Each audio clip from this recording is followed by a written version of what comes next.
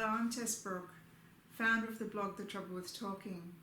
Today I have the pleasure of interviewing Vicki Webster, co-author of the book How to Get Ahead Without Murdering Your Boss. This is a brilliant book.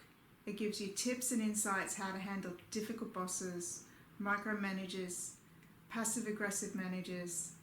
It also gives you really good tips on how to manage your reputation and your career while working for these difficult bosses. We had a lot of fun making this interview. I hope you enjoy it. Thank you. Hello everybody and welcome. Welcome to another Cohesive Conversations author interview. Especially hello to our guests from Singapore and the USA. For those of you who I have not met yet, I'm Tess Brooke, founder of the blog The Trouble with Talking. Once again, I'm thrilled to be bringing you an interview that will provide you with skills that you can take away and apply. Today's interview is slightly different, as we will not only be giving you practical skills you can use when dealing with difficult bosses, we'll also be taking a helicopter view of your career and the impacts these difficult moments create and put them into context with your ongoing career.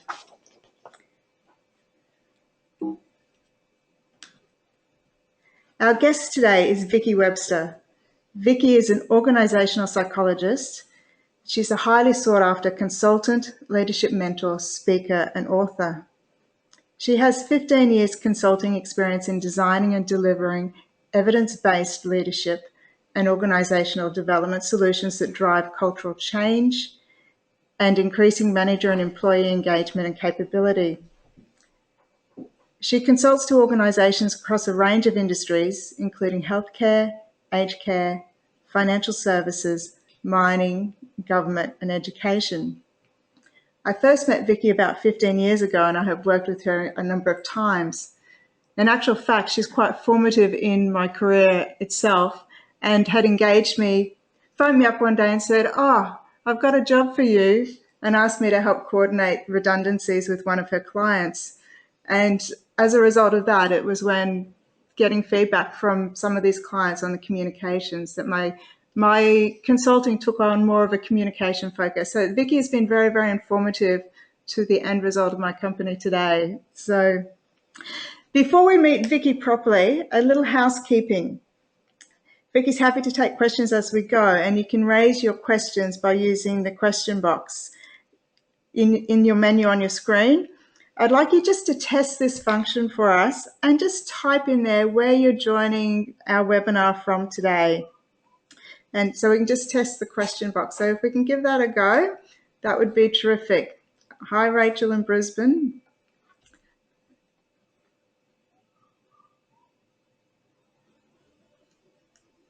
I'll give you a little bit more time. Roz from Sydney. Hello, Roz. Martin from Brisbane.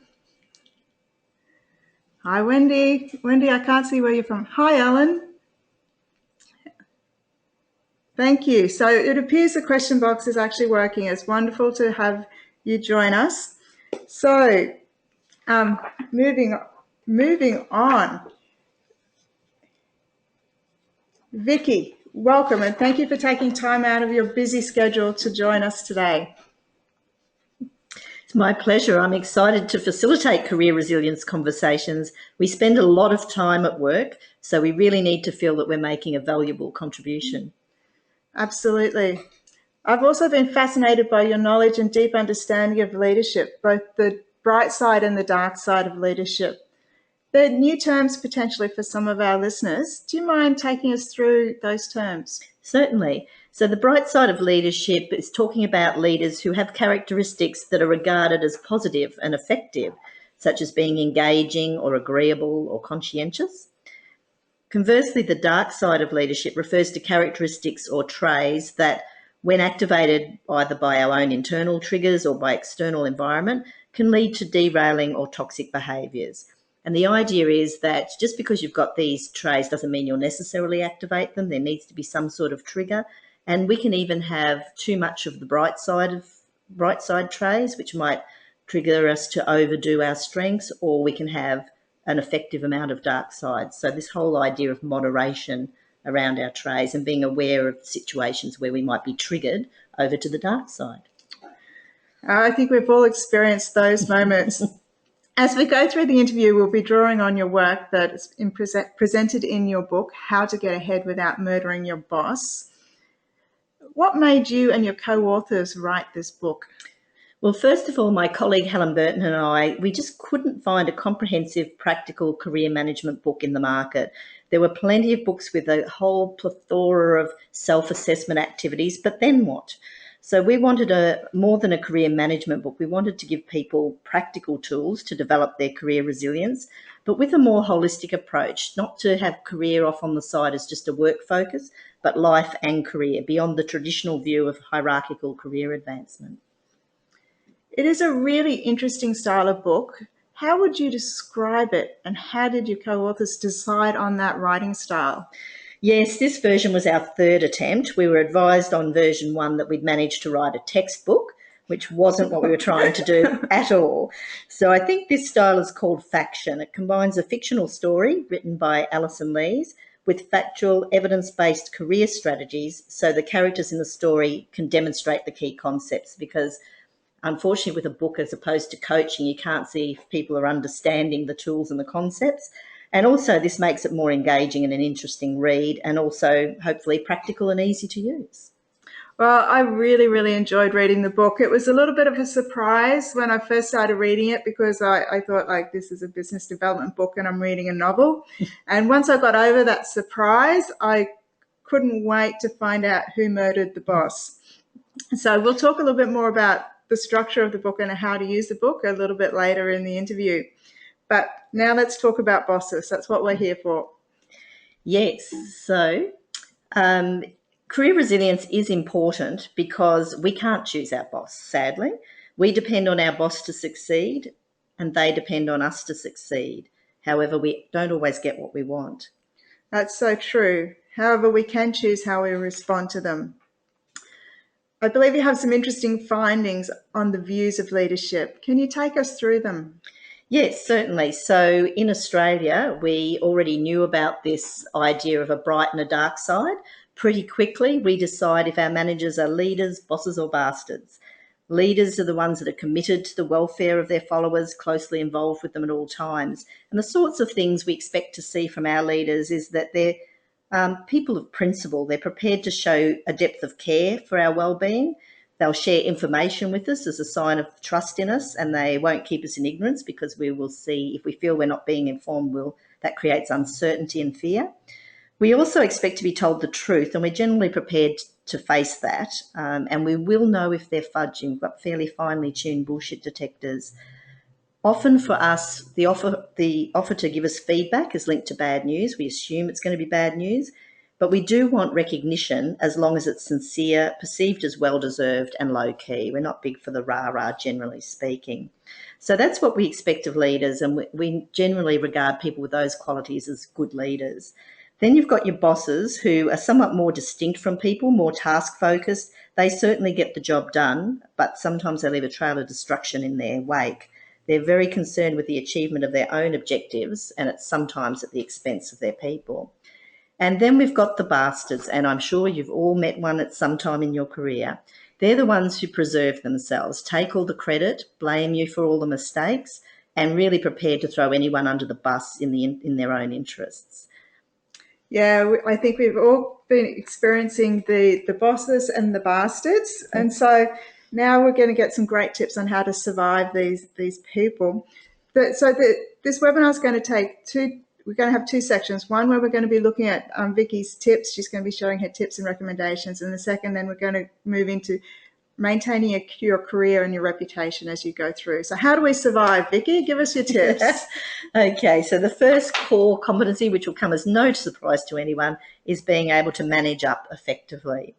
And in order to do that, we really need to understand our boss or our leader. What's their leadership style? And we'll come back to that. What's their thoughts, beliefs, and emotions? How do we predict how they're going to behave or react to us? What's their goals and objectives so that we can work out how we can help them achieve them? What's their pressures? If they're short with us, we always assume it's about us. We tend to take it personally when really it could be about, and it often is, about something else that's going on for them. So we do need to be aware of what pressure they're under. We do need to be also aware of their strengths, weaknesses and blind spots, and very fortuitous as to how much of that we might share back with them.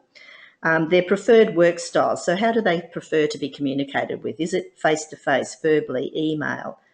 Do they like to have time when they're off limits? So do we really understand their work style? And also their conflict profile. So for some people, they can get quite aggressive, bring it on, an I win, you lose approach. Some are quite passive-aggressive and avoidant of conflict. Some jump into a parent-child type relationship, and some have more of a win-win approach. So what's their conflict style? And if we understand our bosses really well, that helps us inform the best way to proceed. At the same time, we also have to be self-aware of ourselves. So what's our follower style? And there's a fabulous book in the references a bit later, Working for You Isn't Working for Me. So we do have to understand part of what we want from our leaders is about what we want ourselves. What are our thoughts, beliefs, emotions? What's our wants, our needs, our fears? How are we triggered? Are our goals and objectives aligned to our leader? Our strengths, weaknesses and blind spots? What's our work style? How do we fit in with the way that our leader wants to work? We also need to be aware whether we jump into parent-child when the leader confronts us, or whether we manage to stay adult to adult in our interactions. And the other thing that comes into it is our predisposition towards dependence on authority figures. So our implicit idea in our mind of what a good leader looks like will inform how we view our leader, and we need to know what that is. So from this, you can see there's a lot of variables, and explains why working together in organisations and teams is so complex. And the first thing we need to be aware of is what triggers us and how we can be self-resilient to this, or self-management. So for those of you who've been looking at the neuroscience literature lately, you'll know there's a lot of work there around different triggers that in the brain it's perceived as a threat, and we go automatically into very strong negative emotions. Happens in the blink of an eye, very little we can do about it at that point, except to be more aware of what triggers us. But once we've got those strong negative emotions, we have a choice, because we know that not only does strong negative emotions suppress our ability to think creatively and problem solve, it also, in my research that I've been doing, supports this. It suppresses our ability to self-regulate, our ability to be aware of the impact of our actions, to control our emotions, and to be more stress tolerant. So if we have a trigger and that happens and we're getting these strong emotions, do we react, or do we have strategies in place where we can pause, notice and choose, so we can choose a more adaptive response rather than tipping over into derailing behaviours? Now, of course, this is easy to do if you can leave the situation. So if there's a bit of conflict going on, or something's really frustrated you or annoyed you, and you can go for a walk or you can leave the situation, that's relatively easy. But often in work, we're in situations that we can't escape from. We're in a meeting with the boss, or we're in a team meeting, or we're in the middle of a presentation. So it really is a very good career resilience strategy to think about what's the range of techniques I can use to cause myself to pause and reflect and notice what's going on, rather than just reacting when things are going a bit against the way we'd like. Another thing to keep in mind is that we often rush from meeting to meeting or from task to task, and we don't necessarily always have time to process what's gone before. So if you have just come from a meeting where there's been a lot of conflict, or someone's come in late and talked through the meeting, or whatever it is that bugs you, for me it's being on their devices. So whatever the trigger is for you, we take that annoyance to the next meeting, and there can be some emotional contagion with that, and then it just goes through the whole day. So this is a technique you can do at any time to just quickly note. You don't have to write it down. You can just think to yourself, at this point of time, right now, coming back to the present, what's frustrating me, what's draining me, what's exciting me, and what's energizing me. So it just brings you back to the moment, and be aware, are you carrying frustrations or things that are going to impact on the way you interact in your next meeting or your next interaction from the one that you've just come from? So it really does help our self-awareness, and also what are our triggers, and are we at danger? Because as you know, when we go off the deep end, it's often over something really trivial, and it's nothing to do with that little trivial thing. It's been a whole range of things. For me, it's usually technology not working properly. That's a huge trigger for me. And then off we go. We just explode when afterwards we wonder, why the hell did we do that? But it's because of this building up of frustrations over time. And it's amazing how those triggers literally do have nothing to do with you, but they then impact on what you bring into the conversation. Vicky's been saying to me ever since we talked about doing this webinar, just watch this, all the technology things will go wrong that will go wrong. And I have to say we had some hiccups along the way, but we've had absolutely perfect technology from when we started this morning. So yes, so we're breaking a mold here, Vicky. I have to develop a flexible mindset here because it's working beautifully, and that's the exception that proves the rule. But it is amazing. A trigger of somebody checking their phone is such a little thing, and you feel like you haven't got their attention, and just so many, like one person being late all the time. Here we go, we're all waiting for that person. It impacts what we bring to the table. So I really like this table you have here. What's frustrating you, what's straining you, what's energizing you, what's exciting you, and breaking your triggers into those categories. And then I'm assuming we can do some strategies around those. Well, obviously you want to spend more time doing the energizing and exciting things. Absolutely. Absolutely. So, but the reality is that if you're working with toxic managers, they do create a lot of conflict. And this is a really useful strategy for them because it keeps them out of the limelight and they can get on with their manipulating or whatever because they've got conflict happening either within teams or across teams. And there's quite a lot of research suggesting that this is what happens. The conflict between teams increases and then the stress does as well. Colleagues start stopping supporting each other, so the social support reduces, and ultimately there's a negative impact on engagement and performance. So we need to really recognise if we're working for a leader or with a leader that's got a high conflict personality, work out how can we adapt our approach accordingly. And there's a very good acronym, the CARS method, for responding to that. So it's very important that we remember it's often not about us, it's about the other person's upset or frustration, and that's why it's so important that we understand our boss with all those aspects I talked about earlier. In my research on the dark side of leadership and how it impacts on followers, there's been a very interesting paper written recently in 2014 by some researchers, May and others, and they suggest, and it's only hypothetical at the moment, but I think it's an interesting avenue to explore, that followers' responses to perceived mistreatment by their leader can either trigger or prevent further interpersonal mistreatment. So if the leader perceives your behaviour as being aggressive, retaliatory, confrontative, their behaviour will escalate. If they perceive you as being submissive or avoidant, their bad behaviour will escalate. But if you're perceived to cope well in a constructive manner without being confrontational or threatening them, then you're more likely to be the recipient of more constructive leadership behaviours. So it's quite a complex interaction, understanding where they're coming from, where you're coming from, what your triggers are, and then trying to stay in that adult-to-adult relationship. It's easier said than done. And often it's that very first interaction that sets the tone of what's going to happen moving forward. So being comfortable within yourself about what you say doesn't mean that it's going to be easy, but having confidence in your position and what you bring to the table creates that respected, constructive outcome as opposed to responding. So reacting, yes. Responding rather than reacting. Yeah. So we mentioned the CARS methodology, which Bill Eddy has some fantastic conflict resolution materials. And the CARS is connecting, analysing, responding, and setting limits.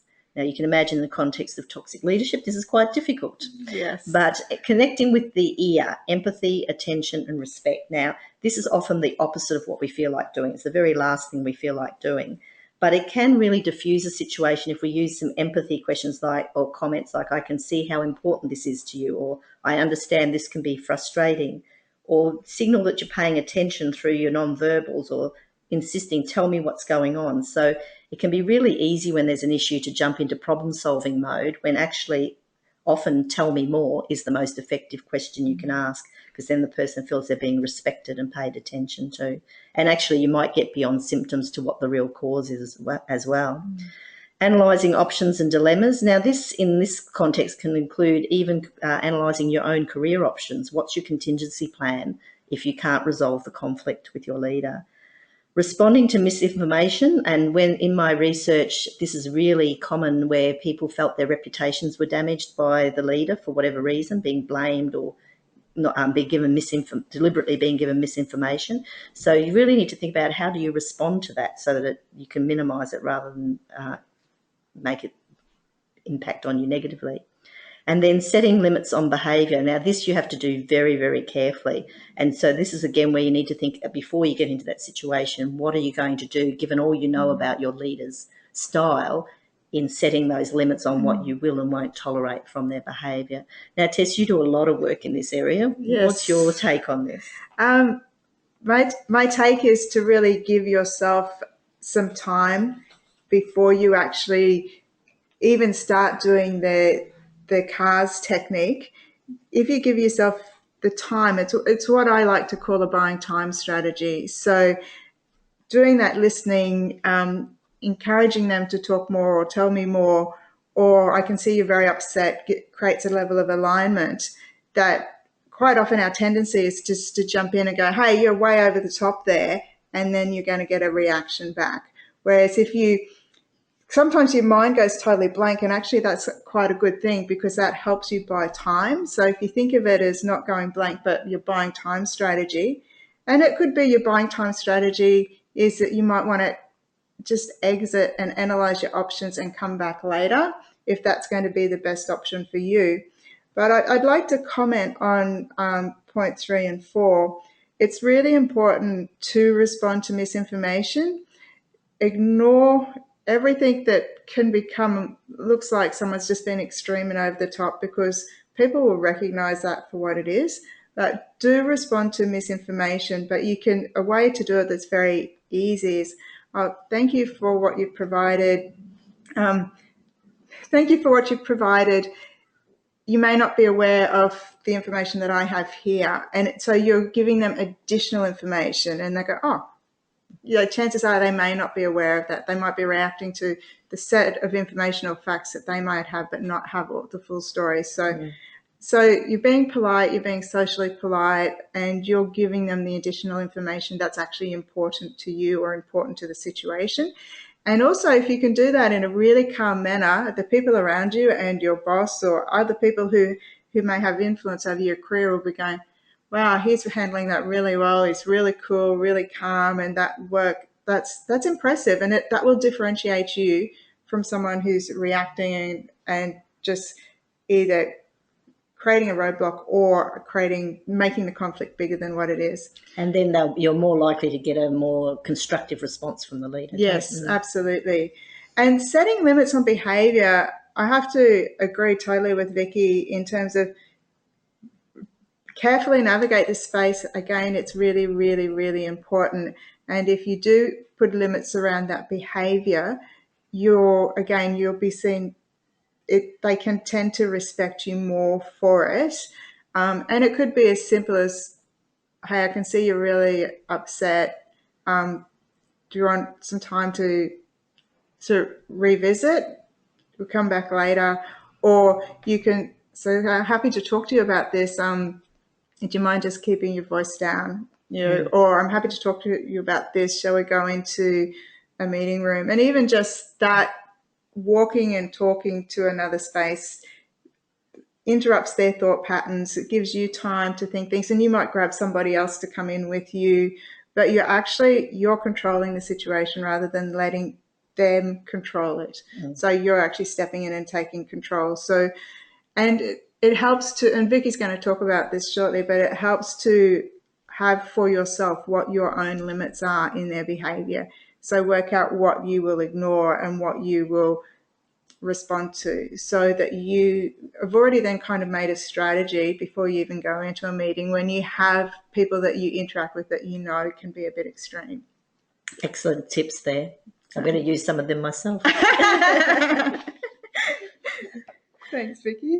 Okay, so let's explore a little bit more. What do these dark side leaders actually look like? What have we got to grapple with here? And I always like to start at the extreme end because it's the more interesting end, and that's the dark triad. So leaders with narcissistic, Machiavellian or manipulative or psychopathy type traits.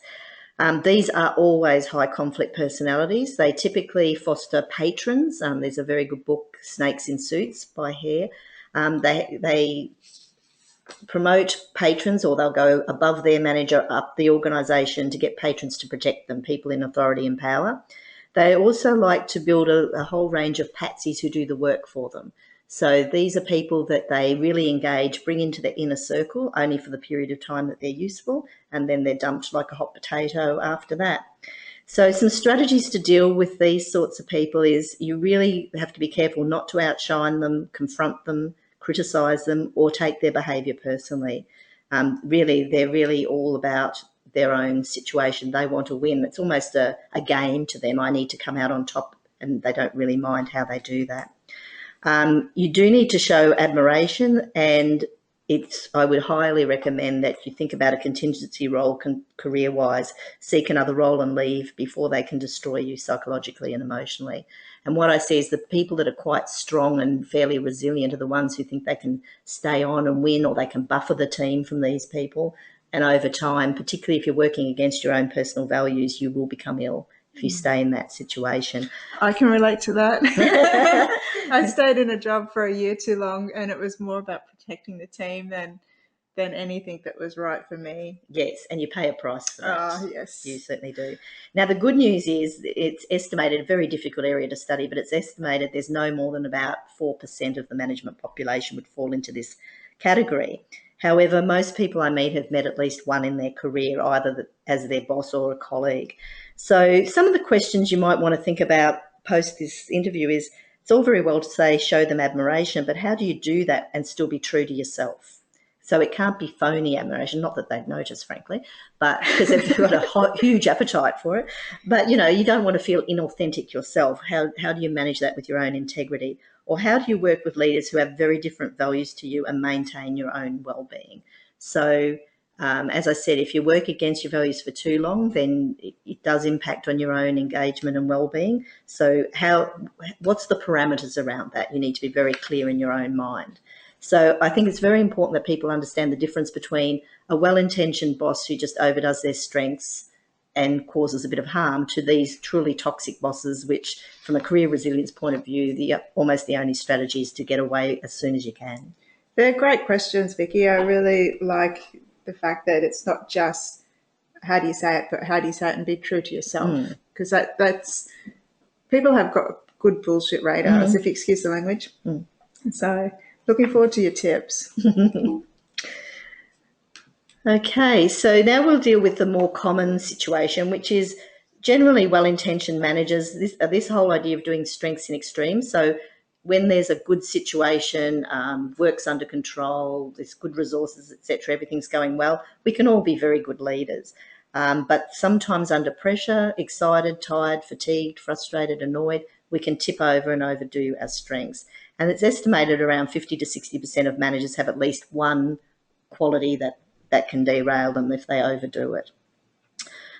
So if we look at the really common one, the micromanager, and this is really familiar for first-time leaders. I know I got my first leadership role because I'm very achievement-oriented. You can rely on me to deliver. It's always high quality because I'm a little bit of perfectionist in there.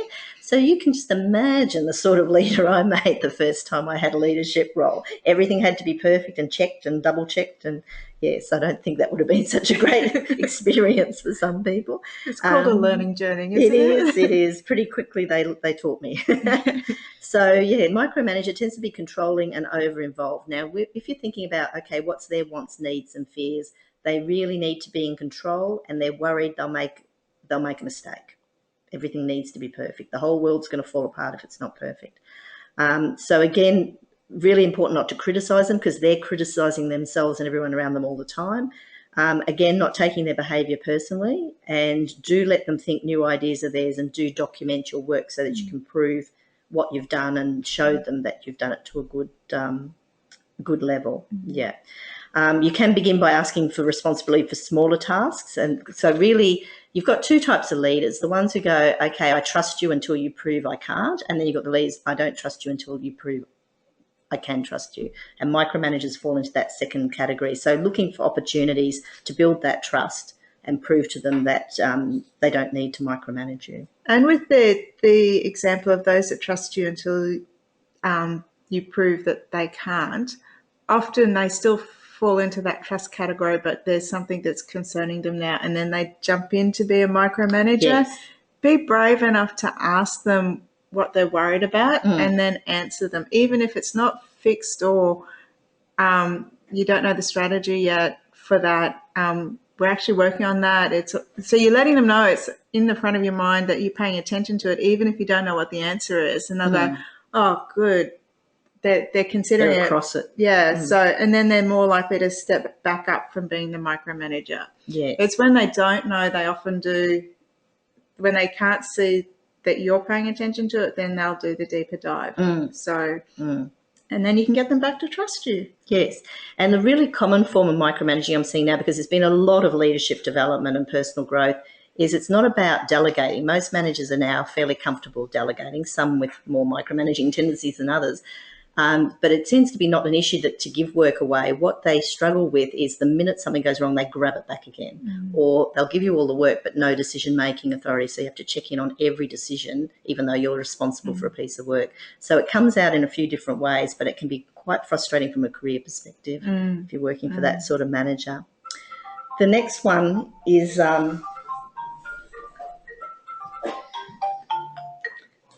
Now, that's another thing that really triggers me, and now I'm guilty of it. I think you might have heard that Vicky's phone just rang. So we'll just get rid of that right away. My other pet hate, and now I'm guilty of it myself. Okay, so the other type of manager is the intimidating manager. So the very authoritarian, my way or the highway, can be aggressive, bullying, emotionally volatile. I know there was one boss I worked for, and one of the reasons he hired me was that I said what I thought, and he thought that was really great, and he continued to think that was great until the first time I disagreed with his point of view. And then we had the red face, the bulging eyes, the screaming, dressing me down in front of my whole colleagues and my manager.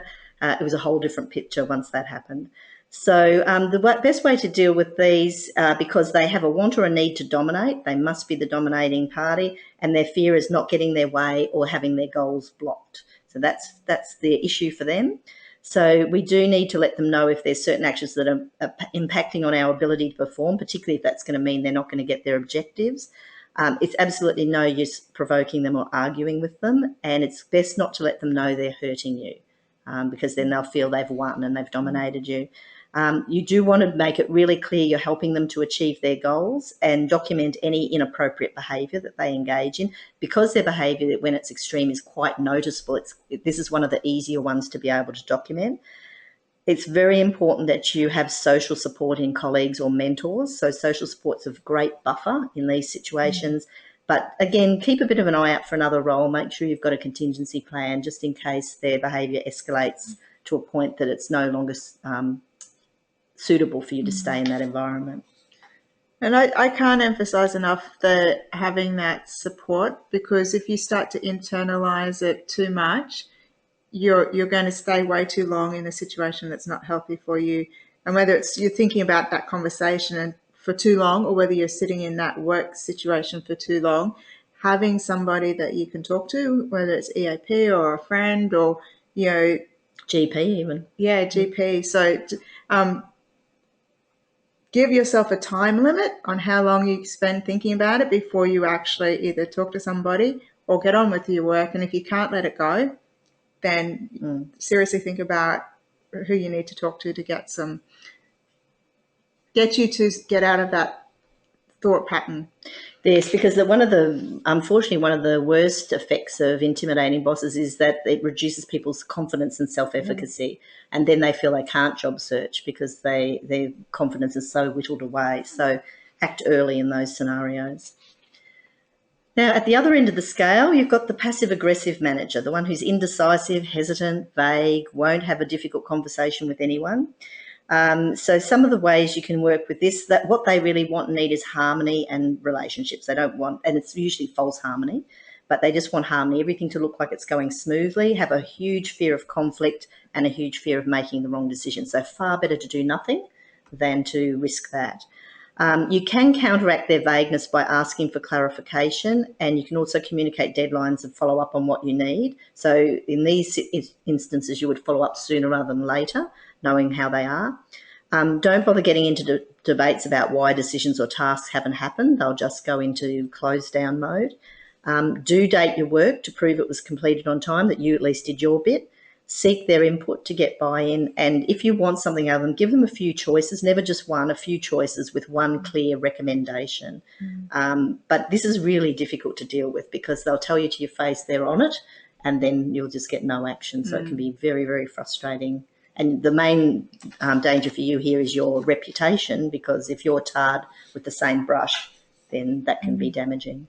And I think getting that clarification and getting it early is really important. It works really effectively in two ways. One, if you sort of go, I've just started this, this is the way I'm heading with it, just wanting to just gauge from you is this exactly what you're looking for.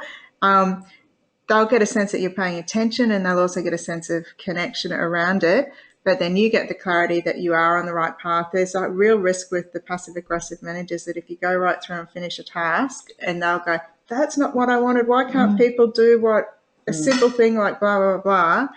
And if you consistently do that clarification process, or it could be you go, oh, I'm just going to give you an update on blah, blah, blah. It's going well. This is where it's happening.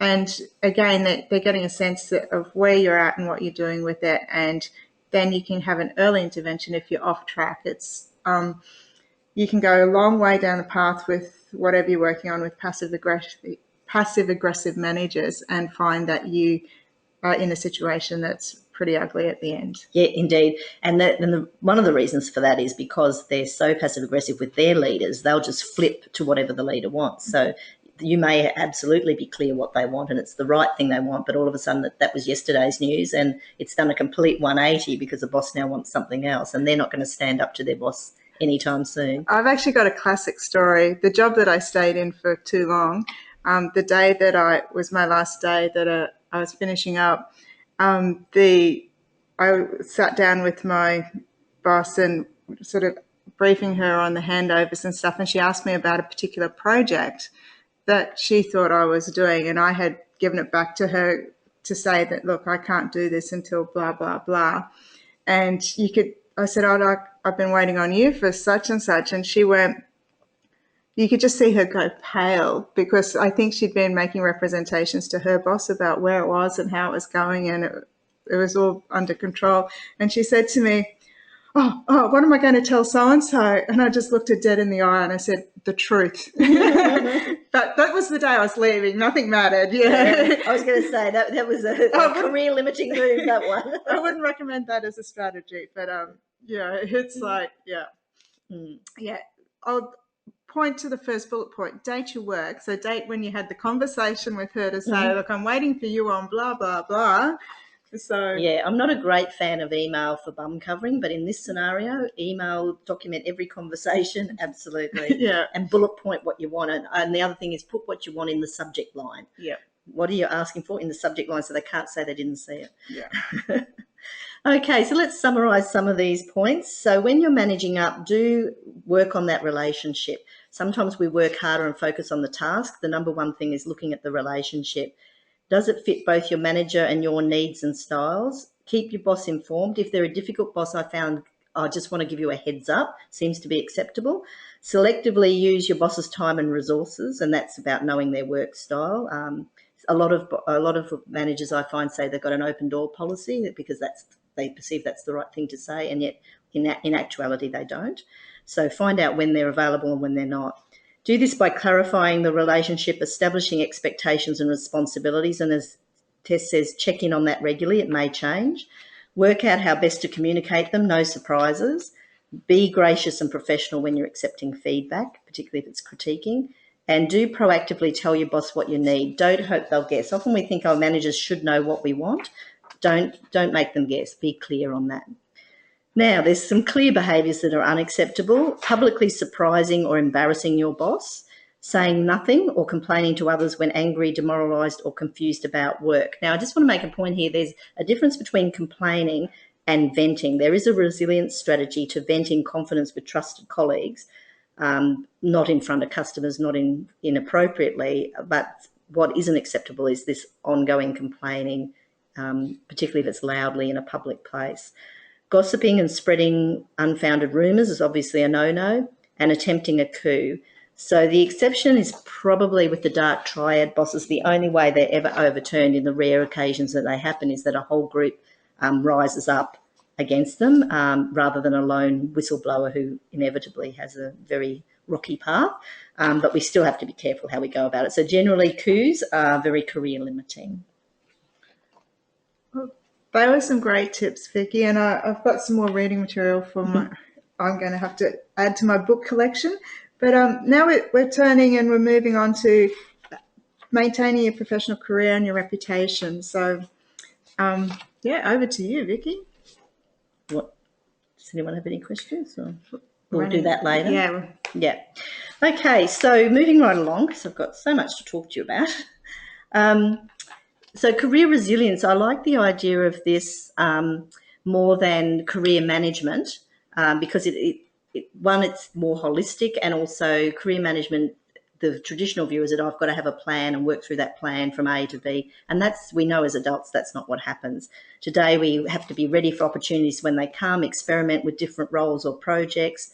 So it's a much different career trajectory than that more traditional path. I love Seth Godin's comment. He was talking about life, but I think it applies to work. Create a work life you don't want to escape from. And that's really the idea of career resilience. Make sure you've got high job satisfaction, high engagement, but also you're fostering your long-term employability. In our book, we propose this more holistic model, the CFAR model, and that stands for self-understanding and identity, external image or reputation, the environment, both internal and external, what's our financial objectives, action and reflection, and then results. So what do we actually do with that? So self-understanding and identity, there's a whole range of things you can see there that come into this. This is where the self-assessment phase is important. A common dilemma is how do we cope with our career goals versus family goals, the tension between that. And in the book, one of the characters, Nathan Clearview, had this dilemma. He wanted to progress his career as a CFO and spend more time with his wife and their child now that she was pregnant after they'd had many IVF attempts. And this changed the sort of role he was searching for. So what he was looking for wasn't available traditionally, and he had to think outside the square for where he might find a role. Another character, Ed Sr., realised that his career stage, he didn't want to spend any more time at work doing long hours, although he didn't want to retire. So he relocated closer to his family and sought a portfolio career. So we can think outside the square with some of these things. Reputation, we'll come back to that in a minute, but that's essential to career. Every decision in our career often is made, particularly around roles, or if you're in consulting by clients, is how they perceive you. We can set ourselves up for opportunities, but how we're perceived and what our reputation is will determine what of those opportunities comes off. So that's important. Environment, we need to understand our market. I work with a lot of staff who've been in internal roles for a long time, and there's a lot of significant change at the moment in a number of sectors, mining, construction, energy sectors, and they haven't paid attention to what's happening in the market, how their networks are going, what they'd be worth in the market, are their skills, how much in demand are their skills. So very important to be always scanning the internal or organisational environment as well as external. And that starts to play because it affects your confidence as well. So it'll affect your confidence about what your options are, but also can start to go, well, am I only going to be good in this environment? So that starts to limit how you perceive yourself. Exactly. And then the other thing you need to take into account is financial objectives. So there's lots of people, particularly if they've received a redundancy payout, think, oh, this will be a great chance to go into my own business, or I'm going to have a change of career now. And they're very good things to plan and pursue.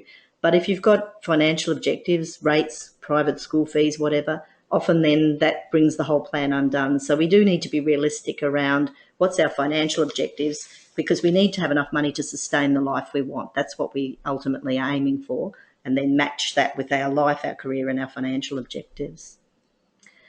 So those things that we've just talked about, our self-understanding, reputation, our analysis of the market, and our financial objectives act like a funnel, if you like. And you can plot those out, and there's some templates in the book to do this. You can plot out what all those things are And then when an opportunity comes across your desk, you can do a viability analysis against that. So this means this keeps you quite adaptive and flexible. So it could be, do I go back and do an MBA, or do I want to go into that special project, which means I'll be out of my current role for 2 years? Then you can put it against, what's my values, what's my preferences, what's my family wants, what's my financial objectives, and work out, is it viable in the short term, long term, or should I discard that option? It doesn't fit with all the criteria that I have. Quite get that. Okay, so, and then finally the action planning, so most career methodologies have lots of self-assessment and then a plan. What we're hoping to provide is there's a lot of steps in the middle, so that when you get to the end, you only do your plan around the options that are actually viable. I don't think, you really should have some clear plans for the next 12 months to 2 years. Beyond that, it's more mid to long-term direction. You don't want to feel too locked in. You want to stay open to opportunities, but you do want to be very clear on the career strategies over the next 12 months to 2 years. Now, that can be things like updating your resume or LinkedIn, making sure that's up to date, updating your table of achievements. The number of people who suddenly get an opportunity is scrambling around to get a resume, and achievement writing takes a while. It can't just be dashed off. So those sorts of things. What's some practical strategies? Have I kept my networks up to date? Maybe it's once a month I make some sort of network contact. So it doesn't have to be huge, but you do, nothing happens by accident. You do need that clear results plan for the next 1 to 2 years to maintain your career. When I was reading this CFAR in the book, I started thinking, it's something that you really should look at regularly. Like, you should look at it like once a year or whatever the right cycle is for you, to understand like the bigger picture for yourself and where you're at and what you're doing. Because it's so easy to get bogged down in the day-to-day or the pressures of the moment, or whatever your boss's next demand is, on top of the current demand. So I was really intrigued as I was working through this in the book. It was quite eye-opening. So, okay, so let's go back to a little bit more detail with self-understanding and identity. Actually, I thought we've covered this one, haven't we? We did talk about it in the very first. In very general, yeah. So things that might come up here is values and purpose. So this is your compass when you're dealing with a difficult boss. It's very easy to be, or even if you're on a high potential trajectory, the organisation can come and make what look like very attractive offers, but it might not actually be where you want to go, but it's very seductive. So all of a sudden you find yourself working overseas or doing something that you didn't actually want to do. So values and purpose are really important as your compass to make sure that you check all your career options fit in with those. Be very aware of your personality characteristics, bright and dark side traits, and when you might tip over to overdoing your strengths. For me, I'm very high in independence and achievement oriented. So under pressure, I go to task and I need to put reminders in. I actually make relationship things tasks. That's a tip to those of you out there like me, because I will forget to pay attention to the relationship things under pressure. Personal growth and development, so continual learning, be clear on our career goals, family and friends, that factors in. And very important, one of our key needs is that social networks and community, that sense of relatedness. I haven't got spirituality in there, but that is also important. For some people, community is spirituality. For others, it's more faith and religion. And health and well-being, obviously, because there's nothing that pulls a career to a halt like a significant health event, yes, as Tess well knows. Yeah, absolutely. We're moving into a part that I just really love. When we started talking about this and Vicki was sharing this, I thought this was great. So I hope you all go and do this. So this is an exercise I often do with my leaders or people who are focusing on their career resilience. As I said, your purpose and values are your compass. And one way to really think about what that is, what's the legacy I want to leave behind, what are the top 3 to 5 values, personal values that are very important to me, is to draw your personal logo. Draw what actually represents the essence of you now, and share it with someone, because the value comes when you're explaining it to another party. So you don't have to be Rembrandt, you don't have to be a great artist. It's not about that. It's about getting the right side of your brain thinking in pictures and symbols. You can have a couple of words, but it's important that you draw what it looks like, what it is. Again, this can't be done in a nanosecond. I just recently had to redo mine after many years of being clear of it because I've had a change of direction. And it took me a couple of weeks to actually nail, which I'll share with you in a moment, what my current purpose and values are. And my coaching clients that are on this webinar, guess what you're going to be doing? So you've been warned. So if you just go to the next one. So this is I hand drew mine, but obviously I didn't put that on here. It took me a long time to think about what it was. Now I know that I always knew there was a bit of an infopreneur. I like gathering bits of information, scraps of information across all sorts of disciplines and linking them. So in the end, what I worked out, the things that I really enjoy, the things when I feel like I'm in flow, is when I'm engaging in personal growth. So I've got a journey of continual personal growth, wisdom and serenity for myself and for others through my consulting and coaching work, by playing with ideas and experiences, creating those aha moments. And another way of thinking about it that I heard was repurposing existing knowledge. I quite like that. Because I'm not innovative as in a blank piece of paper come up with innovation, but I can take something that exists and repurpose it in a way that's a bit different. I also came to the realisation, so the picture there is really, if you think of it, it's like a drop.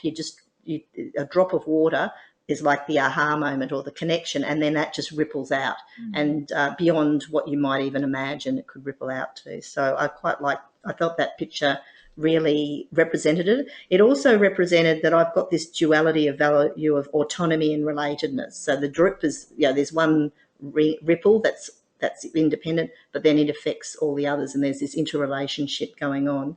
So so interesting that area between curiosity, exploring ideas, designing things, that flow with the relatedness, family, friends, colleagues, soul, food and wine, my favourite thing to do, and laughter. Humour and laughter is your best friend when you're under pressure, as you know. Another technique that you can do is, and I think this is the most important career resilience strategy you should use, and you really do need to do it every couple of years at least, is to, rather than doing 360s or whatever, is actually to go out and meet with 3 or 4 trusted advisors. This could be your manager, your manager's manager, colleagues, customers, direct reports, doesn't matter. And you ask them 4 simple questions. It does need to be face-to-face or Skype, not over the phone or by email. So what qualities do I demonstrate? What do you see as my strengths? What areas do I need to develop? What is my reputation in this organisation or industry? Now, some people, when I first suggest this, find it a bit daunting, the idea of it a bit daunting. I've never had anyone have an unpleasant experience with this. What typically happens is that, when you leave an organisation, you go to your farewell and people say all these lovely things about you that you never heard while you were there. You think, if you had told me all that, I probably wouldn't even be leaving. This brings it forward. If you like that experience, this brings it forward. It often highlights strengths that you're not even aware of, because for our strengths, we often think, well, everyone's like that. So it's quite illuminating to see what the strengths are that other people see. It's also illuminating to find out the areas that they think you need to develop, are they the same as what you think you need to be developing? And that's useful to inform where you should invest in your professional development. So toxic managers really can adversely affect our reputation, and we really need to be clear how we're perceived and regularly check in on that. And you'll find one of the characters in our book, Kylie Human, she had a senior HR role but was seeking to move into a general manager role. And again, this is when reputation is important, when you're trying to transition in your career from one role to another. She did her reputation exercise and found she was regarded as a hard worker, well presented, with a good reputation in the HR industry, but she was shocked to learn that she was also perceived as extremely ambitious, not afraid to use people for her own benefit. So she was advised to be careful she didn't alienate people who might work against her or thwart her ambitions. So that was interesting. She had to readjust her career goals to cope with those perceived limitations.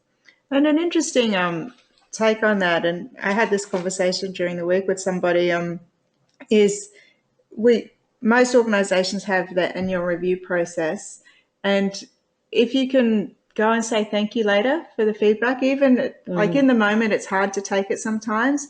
However, if you can go and say thank you later, and it was constructive, it was helpful, something like that from an authentic place, that will really help your reputation. Absolutely. Yeah. Or what you did, what action you took off the back of that feedback. Yeah. Very powerful. So all of that, what the message of all of that is, without reflection, we can go blindly on our way, creating more unintended consequences and failing to achieve anything useful. And I think everyone's busier than I've ever seen them before, and we really can fail to take that time to step back and reflect. Where's our career at? What's our relationship like with our boss? And are we helping that relationship or hindering it? I love that quote. Really love that quote. So the book, as we have alluded to, is really, really interesting. It's a murder mystery. It's a workbook. It's got 6 simple steps that you can work through, which we've taken you, given you a brief insight to. It also, at the end of the book, has the 7 characters from the story, and it identifies strategies that they could take given their situation and the challenges that they have. And those strategies are up on the screen there for you. We won't go into them all in detail, but it might be work-life balance, it might be career transition, it might be you want rapid advancement, you're very goal-orientated and you want to be CEO. And so each of the characters in the book, there's a number of pages that go through. There's the backstory, there's strategies, what to pay attention to. It's really, really interesting book. It's brilliant. And for those of you who are coaches yourselves or coaching your staff, there's an appendix at the back with the theory, the underpinning theory and practice behind the strategies that we use. So it is all evidence-based as well. And if you want to get a copy of the book, you can go to Vicki's website, Incisive Leaders, and you can order it there. And she's also got another page in there that really worth it. Check out the whole site, but go and check out her resources as well. She's actually gone through and found some really interesting TED Talks that she recommends. So go and have a look at that as well.